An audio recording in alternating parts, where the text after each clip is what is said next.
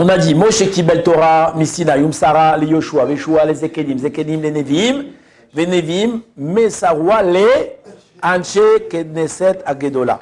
Ils vont les transmettre aux gens de la grande assemblée. C'est qui les gens de la grande assemblée? Vous savez c'est qui? Vous connaissez? Non, la grande assemblée. Alors parmi la grande assemblée, alors bon, c'était à quelle époque? C'était au début du deuxième Beth Amikdash. Il y a eu le premier Beth Amikdash qui a duré pendant 410 ans. Il va être détruit par les Babyloniens. D'accord. Après, qui c'est qui va détruire le premier temple? Nebuchadnezzar. Après, on va partir en exil pendant 70 ans ou 100 ans en Babylonie. Et après, on va revenir reconstruire le deuxième Beth Amikdash. D'accord? À la fin de ces 70 ans, il y a l'histoire de Purim. D'accord? Qui était le héros de Purim? Mordechai et Esther. En tout cas, maintenant, Mordechai, lui, ça va être un des Anche Knesset Agdola. Avec lui, il y aura Ezra Sofer, celui qui va reconstruire le Beth Amikdash. Il y aura Nehemia. Il y aura encore beaucoup de personnages. Il y aura aussi des personnages qui étaient des prophètes à l'époque du premier Beth Amikdash, et dans le deuxième vont être des membres de Anche Knesset Agdola. Vous avez par exemple le prophète Malachi, d'accord, qui va faire partie de Anche Knesset Agdola. Il y en a d'autres. Maintenant, pourquoi eux, ils s'appellent les gens de la grande assemblée? C'est quoi grande? Grande, on a envie de dire qu'ils sont grands en nombre. Mais ils n'étaient pas si nombreux que ça. Combien ils étaient? Ils étaient 120. Alors, c'est parce qu'ils étaient 120, on les appelle la grande assemblée? Non, c'est pas ça la raison. La Gemara, elle nous enseigne, la Gemara dans Yoma, elle nous dit pourquoi est-ce qu'ils s'appellent les gens de la grande assemblée? C'est parce que eux qui vont rétablir la souveraineté, donc la grandeur d'Hachem. Du fait qu'eux, ils vont ramener la grandeur à Hachem, alors eux, on va leur donner le titre de grand, la grande assemblée. On aurait pu dire l'assemblée, on va dire la grande assemblée. Qu'est-ce que ça signifie qu'ils vont ramener la grandeur à la souveraineté divine? Vous savez de quoi on parle ou pas? C'est quoi? La grandeur d'Hachem. Maintenant, pour grandir quelqu'un, tu vas dire comment dire en français? Des louanges, ouais, mais c'est un autre, des adjectifs. C'est ça le mot. Quand tu dis quelqu'un il est grand, beau, intelligent, fort, des adjectifs. Un jour, la Gemara, elle raconte qu'il y a un élève, il faisait la tfila, il a commencé à dire Hachem, le grand, le fort, le redoutable, le beau, l'intelligent, le sublime, l'extraordinaire, comme plein de louanges comme ça. Et à un moment, il s'est arrêté. Et le Rav qui est à côté de lui, il a dit d'où, c'est tout à fini, t'as pas d'autres louanges à faire sur le créateur du monde. Alors lui, il était choqué, genre, il avait envie de lui dire, mais pourtant, nous, on en dit des louanges. Qu'est-ce qu'on dit comme louange? À elle, à Gadola, Gibor, Vanoa. La Gemara, elle pose pas de question, mais si on était à sa place, on aurait posé la question. Et là-bas, le Rav, qu'est-ce qu'il va lui répondre? Il lui a dit, nous tous qu'on se permet de dire à elle, à Gadol, à Gibor, Ve'anora. Ça veut dire trois adjectifs, grand, puissant et redoutable. C'est pourquoi? C'est parce que tout simplement, Moshe Rabbeinu, il a dit ces trois choses-là. C'est-à-dire que comme Moshe Rabbeinu s'est permis de dire, regardez le verset, qui Hachem Elokechem ou Eloké Elokim, car Hachem, votre Dieu, c'est le Dieu de tous les dieux, et le maître de tous les dieux, de tous les maîtres, grand, puissant et redoutable. Qui va dire cette phrase-là? Et vous dormez ou quoi là tous? Ah bon? C'est Moshe Rabbeinu. Donc lui, comme il a dit trois adjectifs, nous on dit trois adjectifs. Mais on ne va pas se permettre de rajouter à ce que Moshe va dire. Maintenant, raconte l'histoire, qu'est-ce qui va se passer? Après la destruction du premier Beth Amikdash, on va partir en exil. Alors, il y a le prophète. Qui était le prophète à l'époque, vous savez ou pas? Qui était le prophète à l'époque du premier Beth Amikdash? La destruction du premier Beth Amikdash, pardon. C'était Yoshua? Non. Hein? Yérémiaou, bravo, monsieur Ezra. Jérémie en français. D'accord, Yérémiaou, il va pleurer. C'est qu'il m'a dit, c'est ça l'expression, quand quelqu'un il pleure, qu'est-ce qu'on lui dit? Arrête tes jérémiades. Ça vient de là, paraît-il. Intéressant ou pas, de pleurer? Parce que lui, il va faire des keynotes, des lamentations, il va pleurer sur le Beth Amikdash. Maintenant, lui, qu'est-ce qu'il va dire? La Gemara nous raconte que les ennemis, ils nous ont détruits et ils sont rentrés dans le Beth Amikdash. Alors, quelle est la redoutabilité de Dieu? Est-ce que ça vaut le coup de dire encore que Hachem, il est Nora. Donc qu'est-ce qu'il va faire? Il va instaurer qu'on ne dit plus Nora. Il va enlever le mot Nora dans la prière. Vient après un autre personnage, c'est qui? C'est Daniel. Il va dire aujourd'hui, on est asservi, on est sous la botte des nations. Où est la puissance de Dieu? Alors qu'est-ce qu'il va? Lui, il va instaurer qu'on ne dit plus puissant. Vous êtes d'accord ou pas? Quand on dit que Hachem est grand, puissant et redoutable, et nous on est à Auschwitz en train de se faire gazer. Ça va pas tellement, c'est ce qu'ils ont dit. Qu'est-ce qui va se passer? Jusqu'à qui sont arrivés qui? Les gens de la grande assemblée. Et les gens de la grande assemblée, ils vont dire non. Il faut rétablir ces qualificatifs, grand et redoutable. Pourquoi? Parce que la grandeur d'Hachem, ce n'est pas qu'il va faire peur aux nations, la grandeur d'Hachem, c'est qu'il va réussir à nous maintenir, nous autres juifs, parmi les nations. D'accord? Tout au long de l'histoire, les nations vont venir nous opprimer et Hachem, il va nous protéger. Et c'est ça la grandeur d'Akadosh Baruch Hu. Et donc c'est pour ça qu'on doit rétablir Gaël, Agadol, Gibor, Nora. Et donc c'est pour ça qu'on les appelait les gens de la grande assemblée, parce qu'ils vont ramener la grandeur divine. D'accord? C'est joli? Ça va? Vite fait? Très bien. Maintenant, est-ce que le fait que nous soyons ici aujourd'hui, nous autres juifs, à Jérusalem en train d'étudier la Torah, est-ce que ça vous paraît miraculeux ou bof? C'est normal? Pourquoi miraculeux? C'est beau. Non, on n'a pas dit beau. Beau, c'est sûr que c'est beau. Miraculeux parce que le pays, il aurait pu ne pas être à nous. Mais pourquoi on est fort, non? Ah, mais ça veut rien dire, ça, c'est Dieu qui nous l'a donné. C'est Dieu qui l'a donné. Surtout, juste avant ça, où est-ce qu'on était? Auschwitz. On était à Auschwitz. Ah, t'as dans la La confrontation. Si tu es arrivé là-bas en 45, dans les chambres à gaz, et tu dis, mais t'inquiète pas, dans 2-3 ans, on va en Israël, on va avoir un pays à nous, on va... Qu'est-ce qu'on dirait? Genre, t'es fou, quoi. On est dans quelles conditions on est? Donc on voit en réalité que le fait d'être aujourd'hui à Jérusalem, des bons juifs, et en Matzmaout, aujourd'hui on est en plus. D'accord? C'est pas quelque chose de forcément évident. Maintenant, regardez, je vais vous ramener un témoignage. Je vous donnerai plusieurs témoignages. Parce que, malheureusement, on a la mémoire courte. Nous, on croit, on est jeunes, c'est normal. Hein? Vous avez quel âge, vous? Hein? Pépé, t'as quel âge, toi? 32. Moi, j'ai 26 ans, personnellement. D'accord? Moi, j'ai l'impression que l'histoire, elle a commencé quand je suis né. J'ai oublié tout ce qui s'est passé avant. Mais sache, mon ami, qu'avant que tu sois ici, là-bas, que tu manges avec une cuillère en or dans ta bouche, eh ben, le peuple juif, il a traversé beaucoup de choses. Et beaucoup de malheurs. Et malgré tout ça, on est encore là. Alors, regardez, ramenons quelques citations. Vous êtes prêts ou pas? Il y a un rabbin qui s'appelle Rabbi Yaakov Emden. D'accord? C'est le Chassid Yahabetz. Grand personnage qui a vécu il y a environ 250 ans. Regardez le témoignage qu'il ramène. Vous êtes prêts ou pas? Vous dormez? Mais non. Ah bon. On n'oserait pas. Beaucoup d'ennemis se sont levés contre nous sans être capables de nous détruire. Tu comprends cette phrase ou pas? Ouais. Facile. Ils ont été capables ni de nous détruire, ni de nous anéantir. Toutes les grandes civilisations de l'Antiquité sont tombées dans l'oubli. Tu te rappelles des Grecs? Tu te rappelles des Romains? D'accord? Les Spartaques et les Perses et tous ces gens-là? Qui se rappellent d'eux?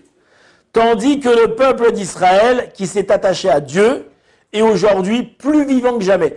Quand est-ce qu'il parle? Il y a 250 ans, il parle là. D'accord? Et c'est un grand rabbin. Que peut répondre le sage historien face à ce phénomène? Que c'est un pur hasard? Par mon âme, quand je contemple cette merveille, elle me paraît plus considérable que tous les miracles et merveilles qu'a fait Dieu, béni soit-il, pour nos pères en Égypte, dans le désert et sur la terre d'Israël. Donc, Yahabetz, il te dit, parmi tous les miracles, et on en a vu des miracles, d'accord, en Égypte, il y a eu des miracles, hein, on a passé le CDR, on a vu les miracles qu'il y a eu. Et bien, tous ces miracles-là, c'est de la gnognotte à côté du miracle que nous autres, aujourd'hui, on est encore vivants. Il parle il y a 250 ans, c'est qu'il il y a plein de choses qu'il n'a pas vécu, le Chassid Yahabetz. Maintenant, il continue. Plus cet exil se prolonge, plus le miracle s'affirme, plus devient évidentes, plus deviennent évidentes la puissance de Dieu et son intervention dans la nature et dans l'histoire. Une des plus grandes preuves de l'existence d'un créateur à ce monde, c'est que nous autres juifs, nous existons encore. De façon normale, naturelle, on aurait dû disparaître depuis très très longtemps. Et bien, on voit que tout au long de l'histoire, il y a des peuples entiers qui ont disparu, et des grands peuples. Maintenant, vous allez me dire, c'est un rabbin, hein, c'est normal qu'il parle comme ça, qu'est-ce qu'il va dire? Alors, viens, on amène un autre, un juif, mais qui n'est pas rabbin. Qu'est-ce qu'il va dire? Shmuel David Lutzato. C'est pas le Ramchal, non, c'est un autre. Lui, c'est un philosophe. Alors, on imagine qu'il était peut-être un petit peu religieux, mais il était philosophe. Tu entends, Shalom? À chaque génération, il y a 200 ans, il a été là, lui. À chaque génération, il se trouve quelqu'un pour essayer de nous exterminer ou de nous amener par divers procédés à abandonner notre Torah. Oui ou non? Ils se sont levés, ils ont essayé de nous convertir, hein? Pas dire des noms parce qu'on a peur de se faire... mais on peut en dire des noms des gens qui ont essayé de nous convertir. Mais Dieu nous prodigue sa force et accomplit ses promesses envers Israël. La survie physique du peuple juif et le fait qu'il ait toujours continué à observer la Torah font partie des phénomènes les plus surprenants de l'histoire humaine. Comment un juif, il est encore juif religieux aujourd'hui. Après tout ce qu'on a vécu, c'est un truc de fou. Donc ça, c'est pas un religieux qui parle, c'est un philosophe. Maintenant, vous allez me dire, ah d'accord, mais c'est quand même, c'est un juif. Ok, alors on va amener un non-juif. Alors, comment c'est la chanson? Si je suis tombé dans l'eau, c'est la faute à Rousseau. À Rousseau. Rousseau, il aimait les juifs? C'est un grand antisémite. Alors, regardez ce qu'il écrit, Rousseau. D'abord, comment il nous appelle? Vous savez comment il nous appelle? Le joli nom qu'il nous a donné? Les Youpins. Hein? Non, les youpins, c'est gentil. Tu entends, Charod? Comment est-ce que Rousseau... T'as étudié Rousseau à l'école ou pas? Ouais, je connais vite fait. Ouais. Jean-Jacques, ouais. C'est pas une station de métro aussi, Rousseau? Non, ils ont pas fait. C'est Voltaire. Ah, Voltaire, ouais, pardon. Oui, qui s'appelle plutôt Léon Blum. Ah, il y a long. Ils l'ont renommé. C'est vrai? Voltaire, c'est un antisémite. Oui, et quoi? Et donc, ils ont renommé avec Léon Blum. Quoi, le métro Voltaire, il s'appelait Léon Blum avant? Non, c'est Voltaire, ils sont Léon Blum. Où c'est ça? Il n'y a plus de métro Voltaire? Il y a Voltaire à Paris. Mais aussi, il y a métro Voltaire. Ouais, ça va. Boulevard Voltaire, métro Voltaire. En tout cas, comment il nous appelait Rousseau? Le plus vil peuple qui peut-être exista alors. C'est pas un bon mot. Vil, qu'est-ce que ça veut dire exactement? C'est quoi vil? C'est pas agréable, c'est hirs. Bon, en tout cas, comme ça, il nous a... Mais malgré tout, on va lui faire un clin d'œil à Rousseau parce qu'il va nous rendre hommage. Il va nous dire une petite parole quand même. Regardez la parole qu'il nous dit. Alors, épars, dispersé sur la terre, asservi, persécuté, méprisé de toutes les nations, qui a conservé pourtant ses caractéristiques, ses lois, ses mœurs, son amour patriotique. Ça fait 2000 ans que le juif, il ne rêve que de monter en Eretz Israël. Et à la fin, on a réussi, on est monté. C'est pour ça que je vous ai dit hier, pas tout à l'heure. C'est vrai. Son awadrique de la première union sociale. Quand tous les liens paraissent rompus, Athènes... il a gardé la première union sociale quand tous les liens paraissent rompus. Point. Athènes, Sparte, Rome ont péri et n'ont plus laissé d'enfants sur terre. Sion, défaite, n'a pas perdu les siens. C'est beau ou pas? Ça veut dire où il a écrit ça? Il a écrit dans des pages inédites, conservées à la bibliothèque de Neuchâtel. Alors vous allez me dire, Rousseau, bon, ok. Là, je vous en ramène un autre. Mark Twain. Vous savez que c'est qui Mark Twain? Non. Mark Twain, vous avez connu, si. Tom Sawyer, c'est l'Amérique. Tom Sawyer. Non, t'as pas connu? Ils ont fait un dessin animé. Pour ceux qui n'ont pas lu les livres. T'as lu les livres, ouais. Ouais, mon œil, ouais. Alors, Tom Sawyer, qu'est-ce que c'est Mark Twain? Alors, c'est un grand écrivain. Il est né en 1835. Donc, qu'est-ce qu'il va écrire? Les Égyptiens, les Babyloniens et les Perses se sont levés, ont rempli la planète de bruit et de splendeur, puis se sont évanouis comme un rêve et ont disparu. Les Grecs et les Romains ont suivi, ont fait un grand bruit et ne sont plus. d'autres peuples ont jailli et ont tenu haut le flambeau pendant un certain temps, puis la flamme s'est éteinte et à présent ils sont dans la pénombre et ont disparu. Le juif les a tous vus, les a tous vaincus, et il est aujourd'hui ce qu'il a toujours été, sans manifestation de décadence, sans infirmité de vieillesse, sans affaiblissement, sans ralentissement de ses énergies, sans émoussement de son intellect, alerte et agressif. Le peuple juif, il est montré comme un peuple intelligent et qui est encore intelligent. D'accord? Israël, Startup Nation, ils l'ont appelé. Donc on n'est pas devenu, comment on dit, quand les petits vieux ils sont... Non, les petits vieux là qui sont séniles. On n'est pas devenu un peuple sénile, on n'est pas devenu un peuple qui a oublié son patrimoine, on est, comment il dit, intellect, alerte et agressif. Oui ou non? Toutes choses sont mortelles, sauf le juif. Toutes les forces passent, il demeure. Quel est donc le secret de son immortalité? Voilà, ça c'était pas un juif qui a écrit ça. Donc on voit que c'est ça la louange qu'on va mettre sur la Anshe Knesset Agdola. Eux, ils vont ramener la grandeur Hachem. La grandeur d'Hachem, c'est qu'il a réussi à préserver leur âme Israël durant toutes ces générations-là. D'accord, on aurait dû disparaître depuis bien longtemps. Et bon, Hachem, on est là. Et on est là pour longtemps. Amen. Amen, Hachem. Et plus que ça, remarquez que ceux qui ont parlé, c'est des gens qui n'ont pas vécu la Shoah. Normalement, après la Shoah, on n'aurait jamais dû se relever. On n'aurait jamais dû se relever. Il y a des peuples, par exemple, je ne veux pas dire des noms de peuples, il y a des communautés qui se sont pris pendant la Shoah une tannée, ils ne se sont pas relevés. Il y a des gens qui ont disparu, des gens qui... Ouais, pas les dire des noms, mais c'était terrible pour eux. Le peuple juif, il a eu la sagesse et l'intelligence de rebondir. Et ben, au Hachem, on a rebondi et on est parti plus haut. Vous savez, on n'a pas encore atteint le nombre de juifs avant la Shoah. Ils ont fait les statistiques là dernièrement. On était 17 ou 19 millions, ou 17 ou 19 millions, on n'est pas encore arrivé à ça. C'est-à-dire que les 6 millions qu'ils ont tués, c'était très très violent. Mais, Il n'y a pas eu plus. Hachem. Plus que 6 millions? Moins. Non, oui, 6 millions. 6 millions. Ouais, mais en tout, après, ils ont rajouté d'autres. Comment on peut savoir combien d'années? Non, les Allemands, ils marchaient même, ils ont bien tout calculé, il y a les noms et les trucs, les Allemands. C'est sûr que ça avait été les Tunisiens, on n'aurait jamais su combien c'est.